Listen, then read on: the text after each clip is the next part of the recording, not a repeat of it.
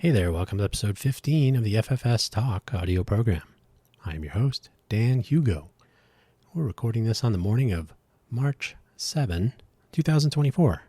A lovely, sort of lovely Thursday here in the Greater Vegas area.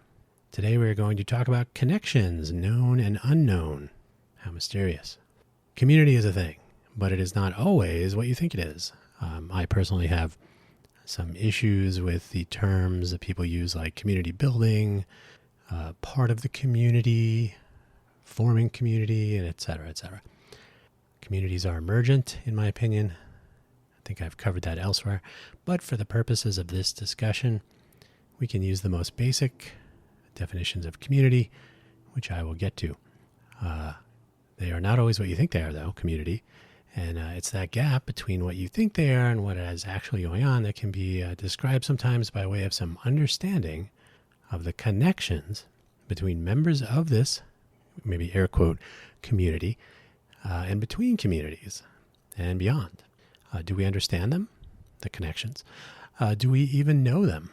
And do we know when they disco? That's an old school computer nerd term. When something disconnects, you say disco. Disconnect. So that's the show summary. The links, as usual, hopefully found wherever you found this podcast, this audio program, in the description section. First, of course, my shameless self-promotion, buymeacoffee.com/DanHugo, DanHugo. You are not obligated in any way to buy me anything, to give me any money, but I do use the Buy Me a Coffee site as a sort of link hub to connect my various projects. If you do want to support the program, we are powered by coffee. A couple weeks ago, I included my favorite coffee beans, any revenue generated through the site, which has been very small, but it has been enough to buy some beans now and then. So, hey, that's what makes this world go around. Caffeine powered all the way. No decaf here. And the Ko-fi, ko-fi.com/DanHugo site. I am working out how to make use of this best way, but either way, probably not going to be doing any paid advertising in this program. If we do have guests, we'll plug their projects or whatnot, but that's the extent of self-promotion. On with the rest of the links. Santayana George has a book which I have literally just checked out of our local library, electronic copy. The famous quote, which I make use of all the time, regarding history and forgetting it. I'm going to read you the full quote. The book I checked out is The Life of Reason from 1905, I think it is, by George Santayana. The quote is at the end of the sentence, but a little bit more context because it is often excerpted into a more brief form. The full quote, progress far from consisting in change depends on relativeness. When change is absolute, there remains no being to improve and no direction is set for possible improvement. And when experience is not retained, as among savages, infancy is perpetual. Those who cannot remember the past are condemned to repeat it. So that final part there is the usual. That's what everybody has heard. I have made use of it myself. I have a wiki quote page with a bunch of other George Santayana quotes, so that's where I read that from. It is easy to apply the final part of that quote. There's more to it. That's one of the reasons why I want to read the book. But it's important to know not only history, but for the purposes of this audio program episode, the connections from the past and into the future.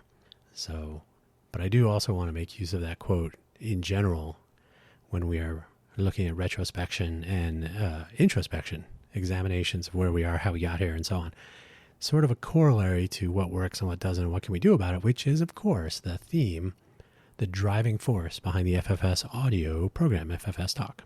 So, Connections by James Burke. If you've never seen this series, it's a British TV series from, I believe, 1978. If you've never seen it, you're missing out.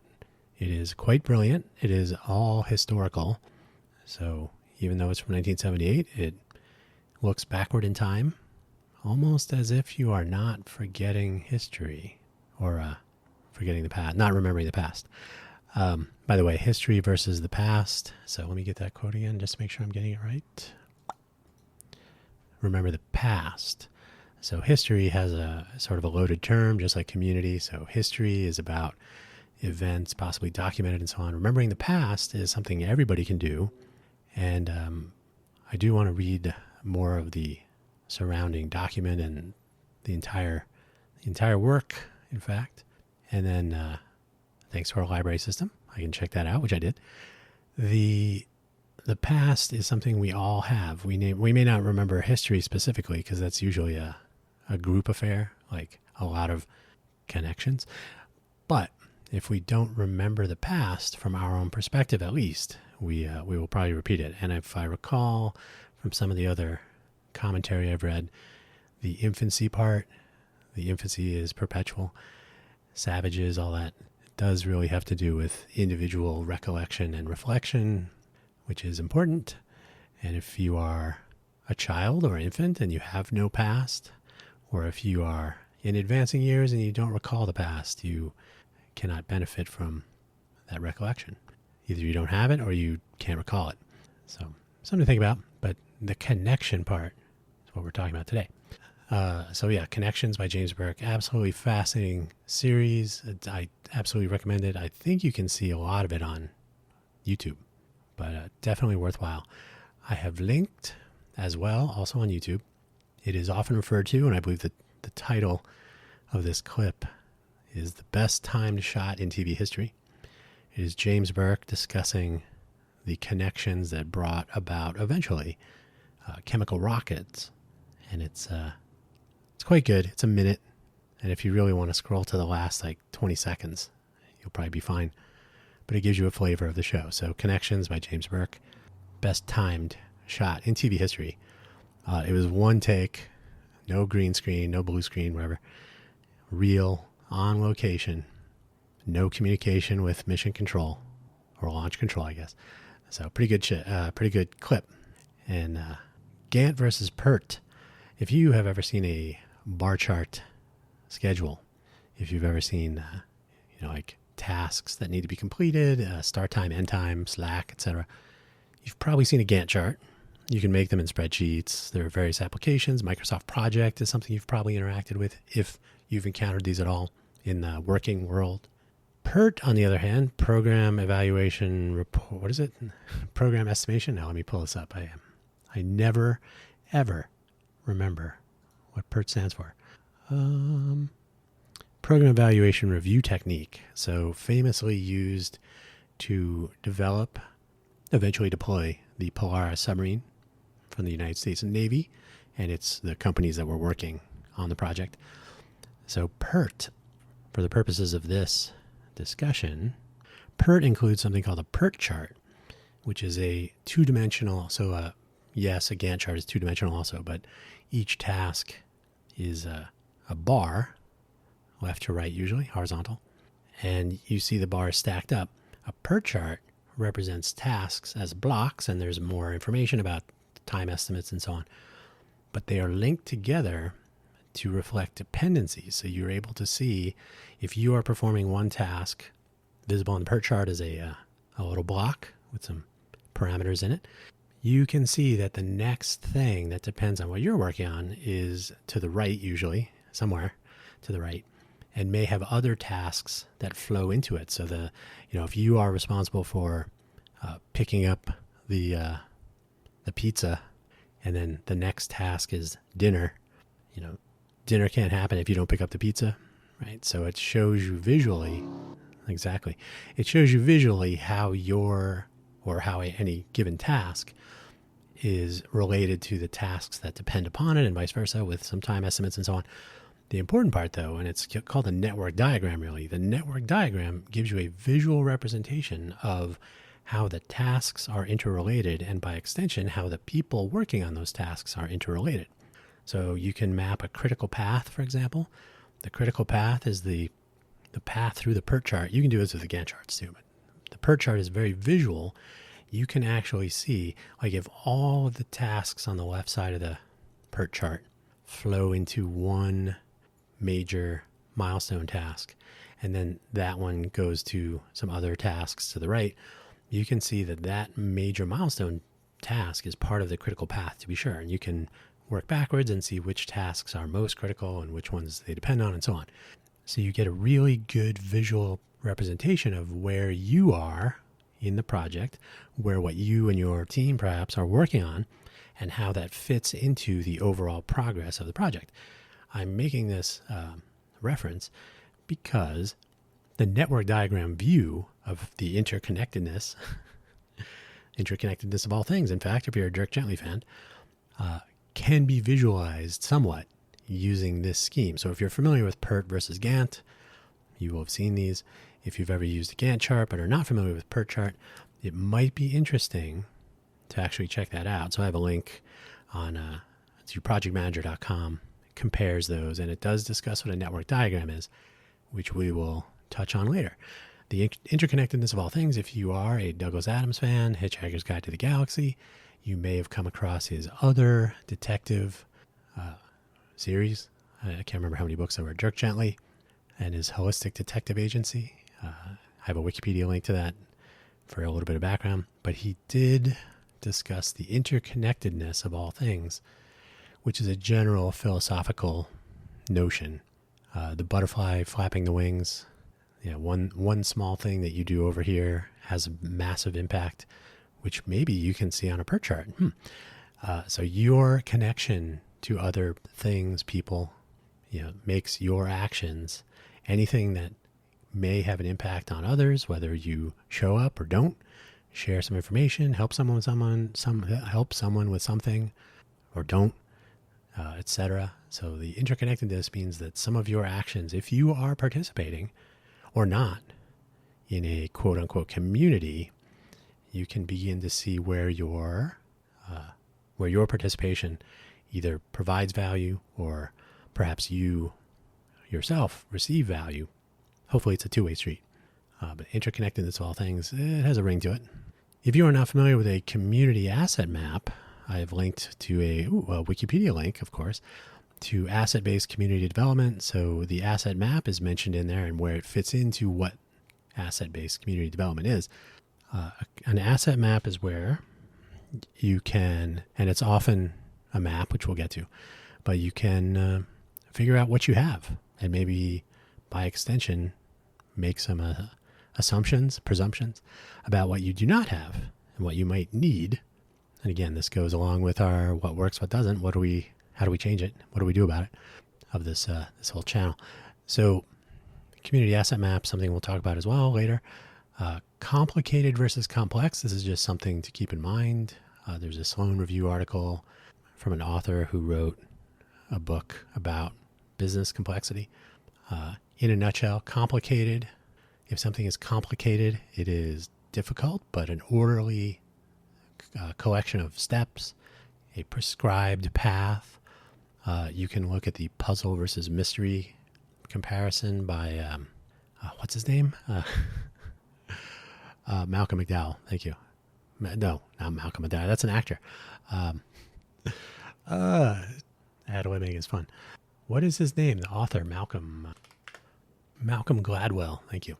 So in one of his books, and I don't remember which one, he compares specifically puzzles versus mysteries. So, and they do fit together. So a puzzle, if you imagine a jigsaw puzzle, every time you place a piece in a puzzle, you are one piece closer to solving the puzzle. The puzzle will eventually be solved if you follow the steps, right? Find an edge, find all of the edges, connect them, whatever your preferred path is. But if you follow a path, you will essentially monotonically approach solution to the puzzle. A mystery, on the other hand, every time you add a piece of clue, information, detail, another actor, another location to a mystery. So if you imagine a crime mystery, you may have statements from people, you may have pieces of evidence, they may conflict, somebody's lying, this piece of evidence is not part of this scenario. misleading or confusing. So a mystery doesn't have a direct path. And in fact, as you get more information, as you complete more steps, unlike a puzzle, you may actually be moving away from the solution. Similarly, complicated, puzzle, complex means you don't necessarily know if you're making progress. A complex system may or may not have a solution. It may not have a solution that you can reach. So understanding when things are complicated versus complex is important so that you know whether you are making progress or whether you should be concerned about whether you're making progress. And in personal space, I did not know. Today I learned that the study of personal space, the intimate, the personal, the public, the distances, the physical distances between one person and another, is called proxemics. Proxemics. I have a link to the Wikipedia page.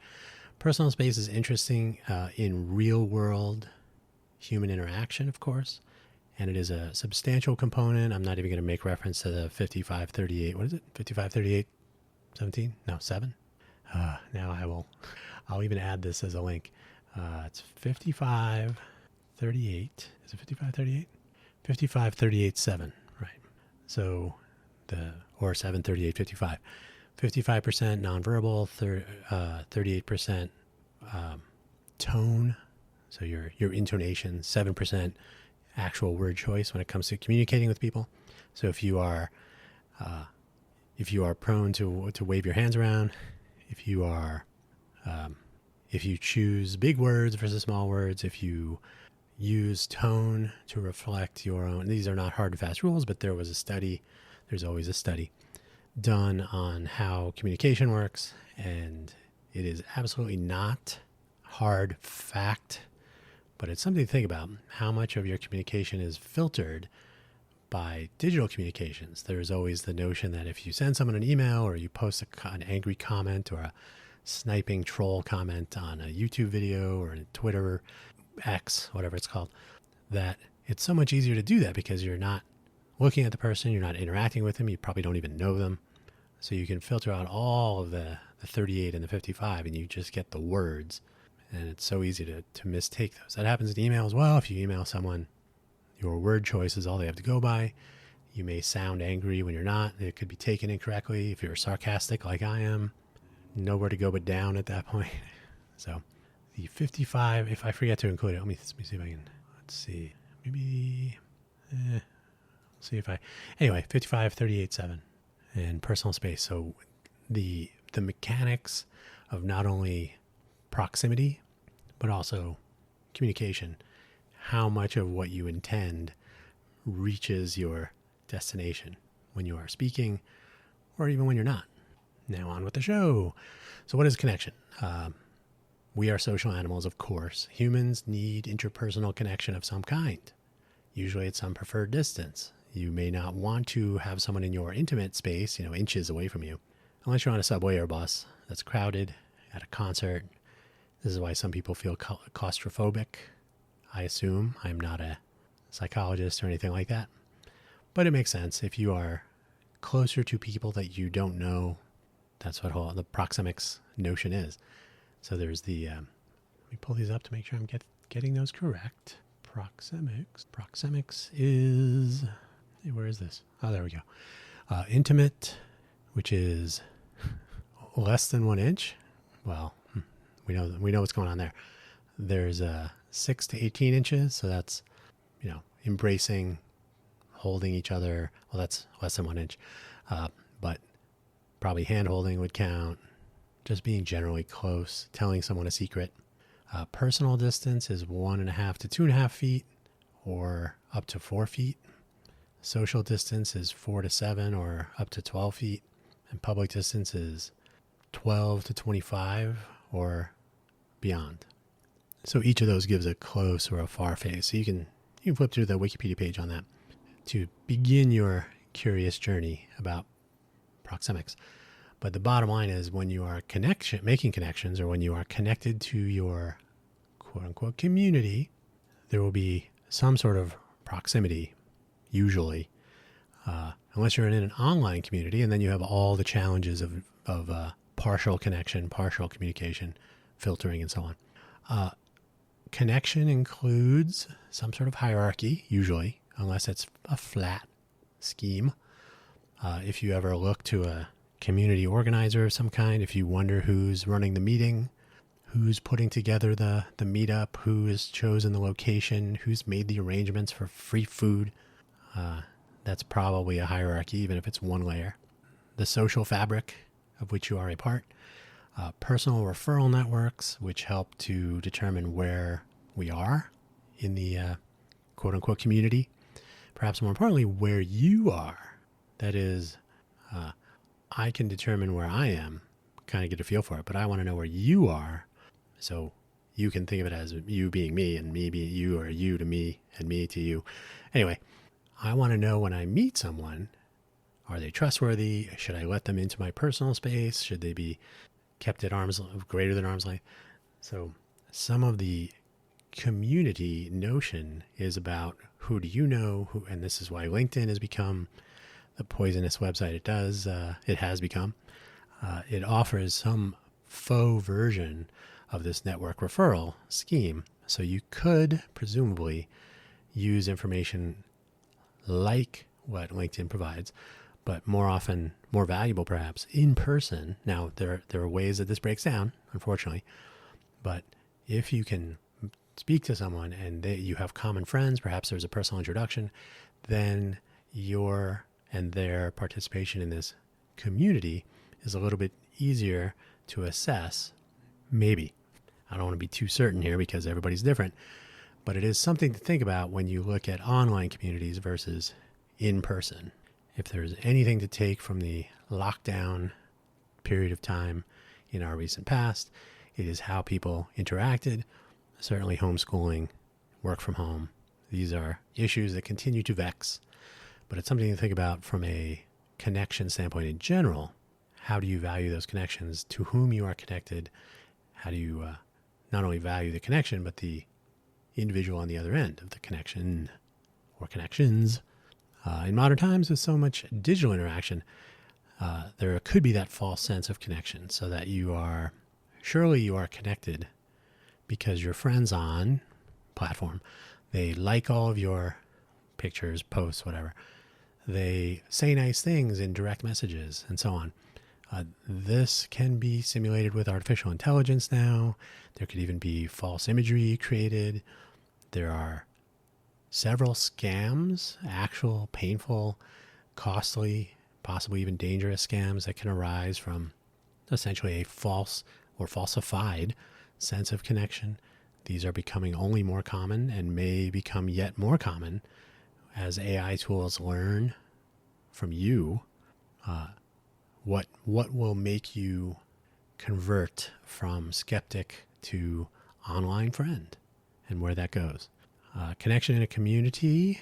So community is something I believe is overused. I've made this reference several times across several of my programs, this channel and my others. But while I believe community tends to be emergent and is not easily built, community building, I think, is a misnomer.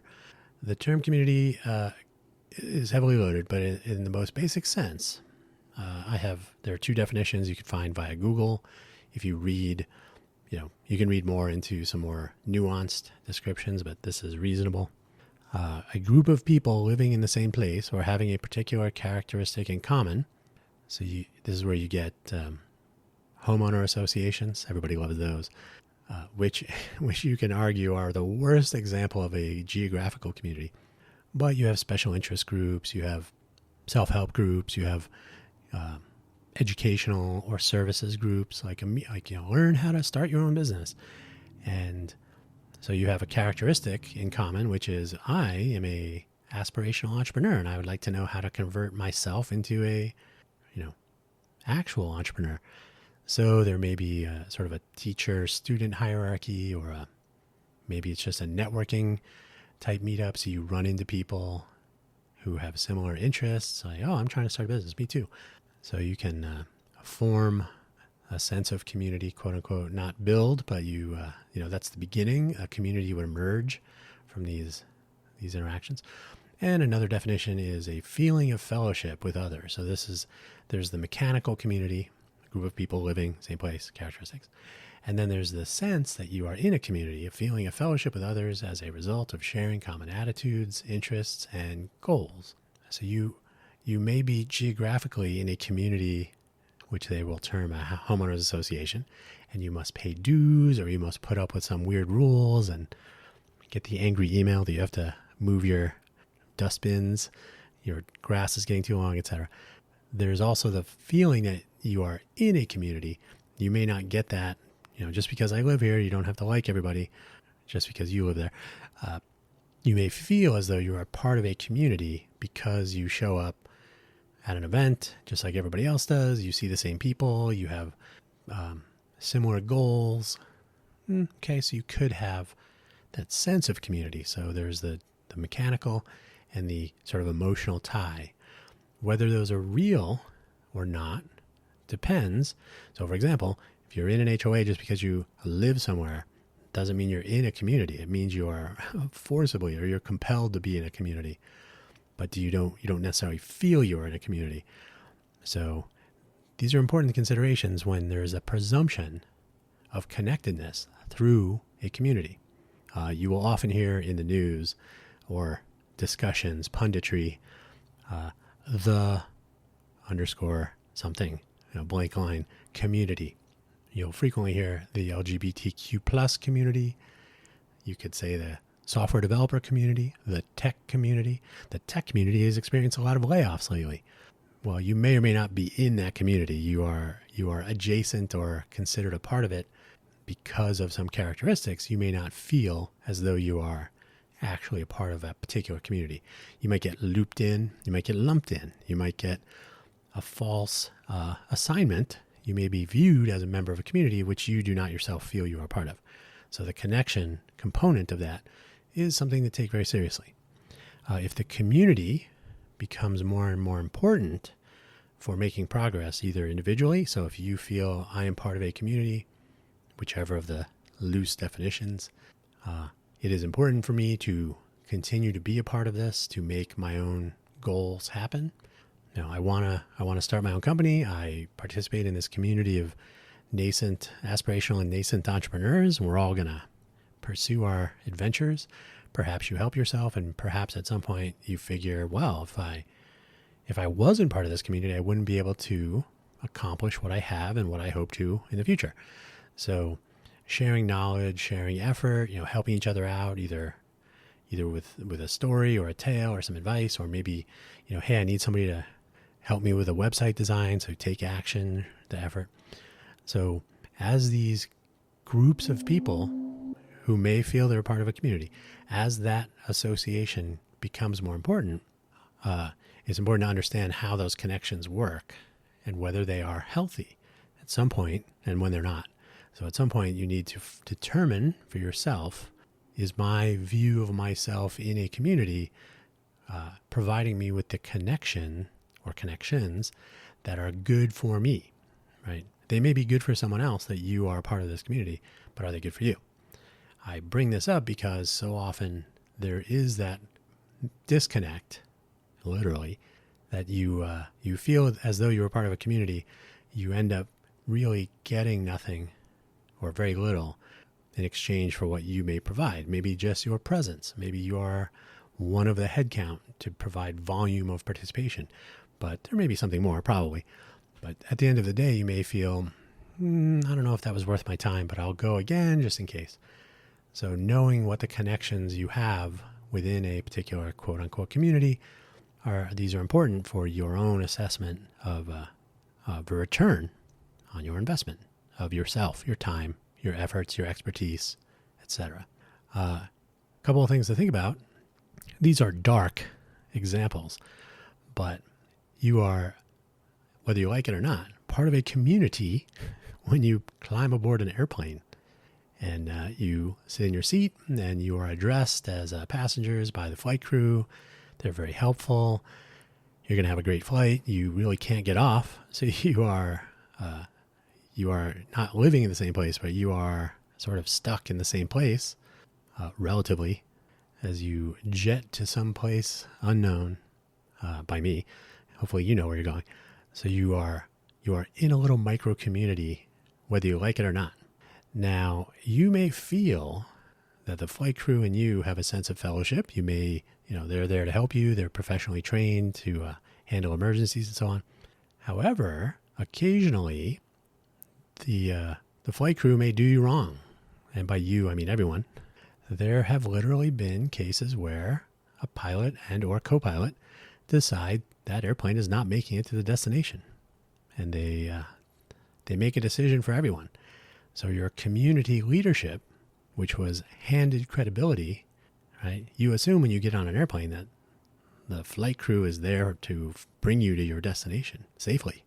And when that connection is broken or doesn't exist, when the credibility and trust that you have assigned to your flight crew is misused, things go awry, and it can be very costly permanently. So this is obviously a horrible example, but it's an example where the presumption of community is not necessarily a good one. A false sense of community can lead to misplaced trust and can have disastrous results. Similarly, also dark, a community of students at a particular school may all feel connectedness. You are all in your class. There is a history of alma mater, of alumni association, of class reunion, so ongoing connectedness, which is almost always true. You may feel a bond of some sort, connection with your teachers and school administrators. I know for myself, especially high school, I had reasonably close connections with people. I had connections with people from other schools by working in a fast food restaurant, which I've talked about in another audio program, Quaggling Sand. My turn at McDonald's, I think my time working in fast food, which I think everybody should do. But there is always this notion that the best years of your life, as they say, until you experience the rest of your life, then you know that's not true. But the best years, your student relationships and your connections that you make, well, we know that those don't always work. There are sometimes some very awful events that can take place, and it could be costly in terms of life, or it could be costly in terms of physical or emotional damage. So the presumption of community is not always great. So I've given two examples of like worst case. It's worth noting that while your community that you may feel you're a part of will not result in these awful things. Here in Vegas, there was I believe he was 17 years old. Student was defending another student from some bullying. The defender student was brutally battered and lost his life for trying to be a good person. So that student probably felt he was in a reasonably well-connected community of fellow students. Didn't go as planned. And I'm not making light of that, but I am saying it is not always a good presumption on which to base your interactions, your assignments of trust, to feel that you're in a community. Those connections you must always be evaluating for yourself. There have been adult people in the greater Vegas ecosystem of entrepreneurs. I'm thinking of one, and I did a whole Cafe Genius Impresario's audio program about, he's a convicted felon.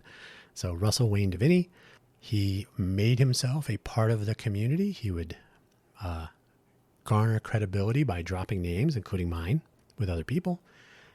Hey Dan, your friend was in. I don't really know that guy, but okay. And he would depart the Vegas area. Luckily, unfortunately, though, really, with leaving behind a bit of drama in his wake. But he would eventually go on to kidnap a minor and commit various crimes against this person. So a very long jail sentence, which I assume he is still serving, although the crimes he committed will often lead to some unpleasant connectedness in the prison community. So I'm not laughing at this circumstance, but the person himself, he deserves whatever he gets. So knowing people is a good idea. Really knowing them is something that takes some effort. And a community that is formed on casual connection is one to be, I will say, cautious of just for your own well-being. the fewer assumptions you make, the fewer presumptions that you can base your participation and assignment of trust and credibility and so on, the better. And then you have to be wonder as well, if there are cliques, subgroups that form within a community, are they ultimately unhealthy? Do the cliques end up sort of going off on their own? Do they drag the quote-unquote community with them? Is it productive to have a smaller group that's sort of leading or driving the larger group? Why are they leading? Why are they in a clique? If it is a clique. Clique, C-L-I-Q-U-E, by the way. Can a larger community become bifurcated or more? Trifurcated, is that a word? Bifurcation, can they be split according to clique lines if they are overly insular or even isolated? Us versus them. This is a biological evolutionary biology, I should say, component of our history. The us-them, the tribal isolation and defensiveness. Whole countries have formed through cliques becoming driving force in bifurcation. You may be living in one right now. So what do you actually have in your community? Quote unquote, I always put quotes on there. Again, I think community is a overloaded, it's a very heavy term. It's often given more than it really is.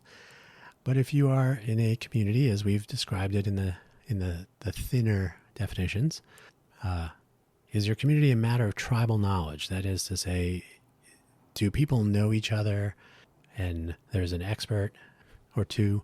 Do you find yourself saying, oh, you should go talk to fill in the blank whenever there's a particular question? Is there a person or a group of people that have become or have been assigned the role of community expert? And are they actually experts? This will happen if there is someone who is particularly good at a skill that they have tended to share. If you are in a aspirational or nascent entrepreneur group and there's someone who participates, they have a legal background or accounting or HR, recruiting, maybe they're a web developer. Hey, can you help me out with this thing? Or, hey, I need help with my website. Go talk to so-and-so. I need help with setting up my book. So go talk to so-and-so. So you can have community experts. They may be community experts just because they helped someone else and they seem to do a good job. And you always have to worry or be concerned or check that the advice you are receiving is valid. So the way that you achieve a connection with someone may be through a referral, but does the person referring you or the people referring you know who they're referring you to? And this goes back to the Trust But Verify episode where there was a presumption of connectedness. And I'm absolutely not saying that everyone will end up being a felony assault candidate. But, so that's an extreme version of what could be the illusion of connection because of referral when you really don't have a basis to, I will say, trust or value the connection based on the referral, right? You should do your homework. A community asset map. This is something that a lot of communities have and many more do not. And I referred to it earlier. You can actually make a map, but it is essentially a mapping, which is a more mathematical term or a network term. You can map people, usually people-centric, so actors in a community or an ecosystem, really, who have skills or abilities or expertise or have time to commit, to give. And you can map people to those skills and resources. And maybe there are people who are connected to capital. Access to capital, always important. Maybe there are people in local government. Maybe there are people in infrastructure, education, et cetera, et cetera. So the various components that will make up an entrepreneurial innovation ecosystem are almost always driven by people. Now, some of the assets in a community asset map may be, actual resources. Do you have a makerspace? Do you have a library? Do you have a co-work space? Do you have a community hangout spots for just plain old human socializing? So these are all considered assets in the ecosystem setting. So a map, and again, you could have an actual geographical map for visualization, but you're literally mapping from one category, actor, resource type to collections. So you say, oh, we have this many maker spaces. We have this many coffee shops with free Wi-Fi that are welcoming of coworkers. We have this many co-work spaces. We have this much office space. We have this many of some various resources. We have this many accelerators, incubators, etc. So if you can construct a geographical map, or at the very least a resource map, a spreadsheet, it's a reasonable starting point, then you will have some basis to figure out, to determine what your quote unquote quote community might be made of. And from there, you can sort of figure out where you are and where the other people that you have made connections with fit into this community asset map. If you have ever worked on a project in a business environment, then you may have come across the Gantt charts, as I've mentioned earlier, and then the PERT chart, which I find is more visually valuable. But as the article I linked to in the link section points out, very difficult to scale a PERT chart. PERT charts, if they grow large, I think I was working at Apple in the Newton Group, and they printed out a PERT chart for some of the project components, and they required a giant plotter. Like the paper was several feet by several feet. So they would plot this thing every once in a while, put it on a wall in the meeting room, figure out where we were on which things and so on. So they're very difficult to scale as your complexity grows. If you have a complicated system, you might be able to factor certain parts of the PERT chart or the Gantt chart as you move through it. But a complex project where you don't necessarily know completely how things map out, or know where the bottlenecks will be, where the critical path may not be represented correctly, and so on, the PERT chart can become unwieldy. But the important thing is the value of knowing what your connections look like. So the asset map tells you what you have and who is connected to what. The Gantt or PERT chart, not that everything is a project, but understanding how things happen on your asset map, right? If an asset map is a static representation of what and who is doing, who has what, or who can provide what, or what is available for others, right? Who can use that makerspace?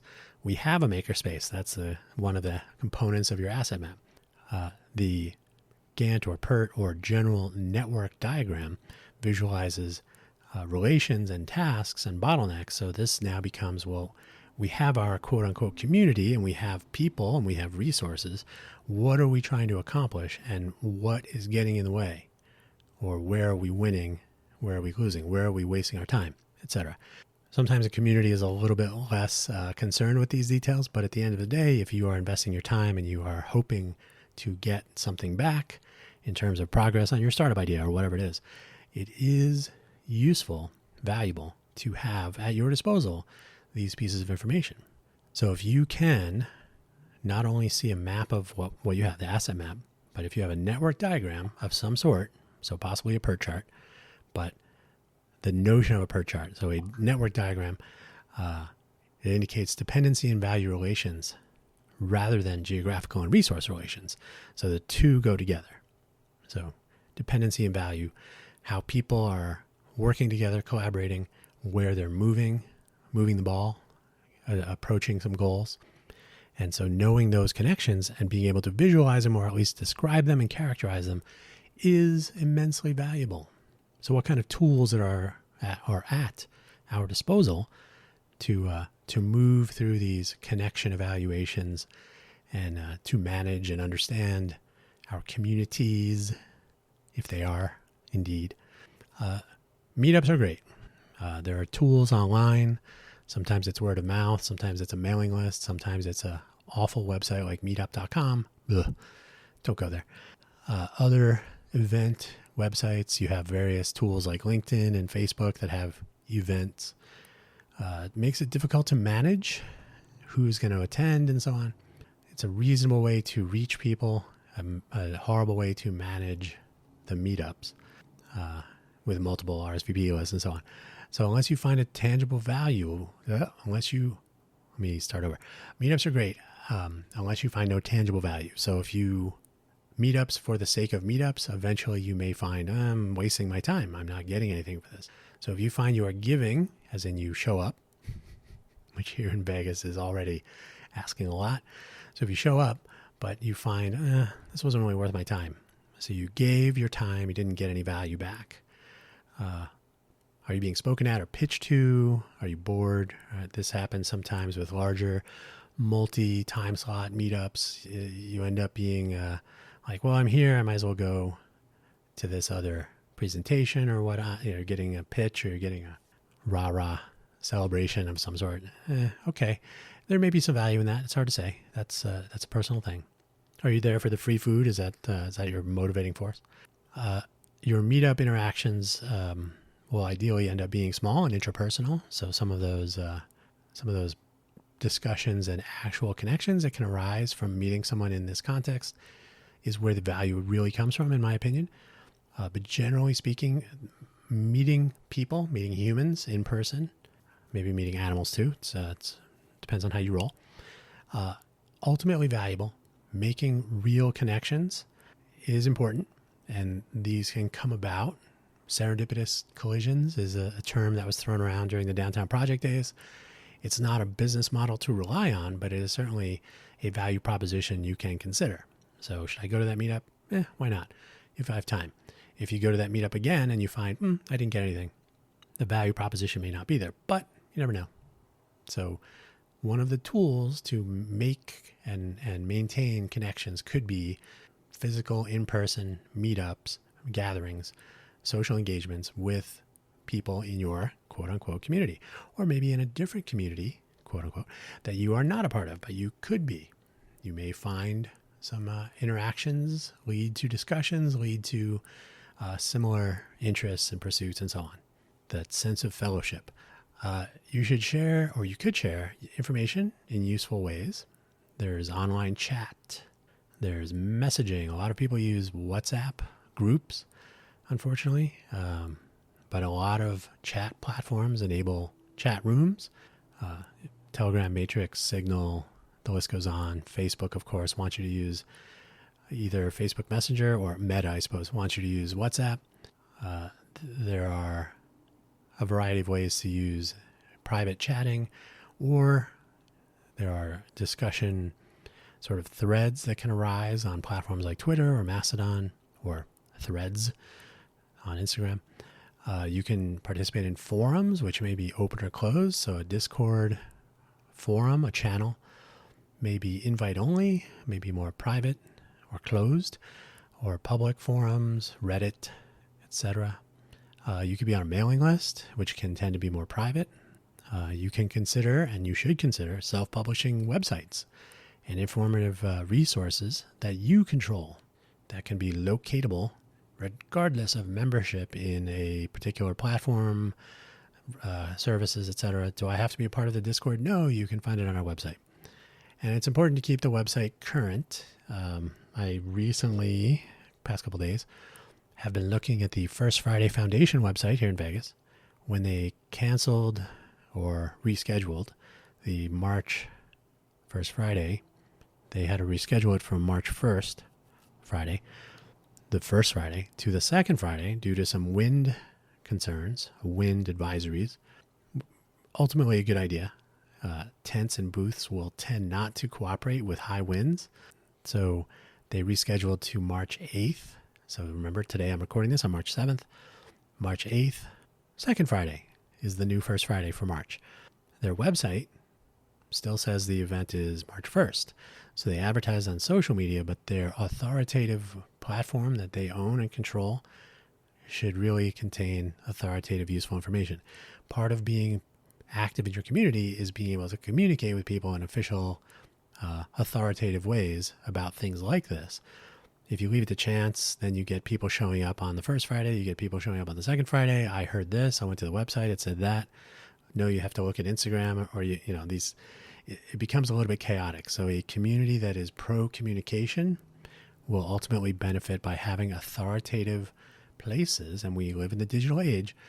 Super easy to publish authoritative, anything that appears on Instagram should always be in sync, should jibe with your official messaging on the platform that you own. You probably don't own Instagram, but you own your website, you own your web presence. You can publish YouTube, Instagram, etc. But if people are looking for you, if they want to find out information and you are a proactive part of a quote unquote community, you maintain those connections with people by being authoritative in the information you share. If I was going to base my March 1st Friday plans on the website because I don't like to use Instagram, which I don't, or I don't keep track of, or I didn't happen upon a press release or a news announcement of the schedule change, I may go, oh, the website says March 1st. Ultimately disappointing. This happens all the time, so I'm not just making this up, but it's something to consider if you are a part of a connected community, using the definition of community as we've discussed. Pursue community health proactively. I'll leave this. This is the final one for this section. We're almost done, promise. If you are a member of a community, if you feel you are a member of a community and you want to be, you should avoid destructive clique subgroups if possible. Keep your website current again so people know where you are coming from in your participation. Publish and update in shared spaces for good communication.